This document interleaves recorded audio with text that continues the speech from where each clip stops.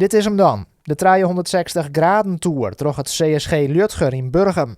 Van achter de computer kennen de band uit groep 8 en haar ouden virtueel terug de squallen rinnen. De docenten hadden er de oren weken drok mee hoorn. Ze hoopje dat ze op deze wijze een mooi inkijkje Jan kennen. Dus eigenlijk was wendbis van Google Street View. Zodat door de dwarm, door de stritten klikken kist om alles te beginnen. Ze kist het echt door je squallen doen. Er zijn verschillende activiteiten die ze doen kist, opdrachten die ze doen kist, online lessen die ze volgen kist. Je kist vragen stellen aan de collega's. Dus ik denk dat we een goed beeld jouwen van de squallen. Hoe mooi de virtuele tour ook is, het jouwt nooit dezelfde sfeer als een echte besite onder de squallen. Het Lutger beziekt met het digitale Iepen Hoes wel de interactie met de band en de orden te krijgen.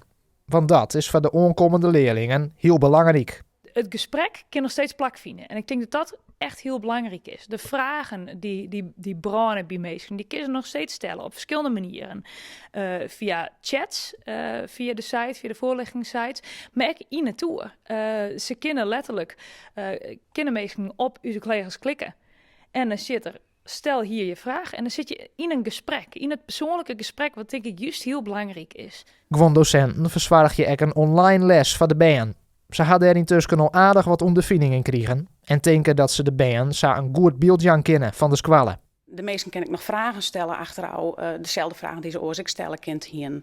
Ik hoop dat ze een beetje een goede indruk krijgen van hoe de online lessen er nou uitzien en hoe het squallen er van binnen uitziet. Justerjoen wie het eerste digitale Iepen Hoes van de squallen. Ben uit groep 8 en haar orden kunnen ek montejoen nog terugten op de voorlichtingswebsite van het CSG Lutger in Burgum.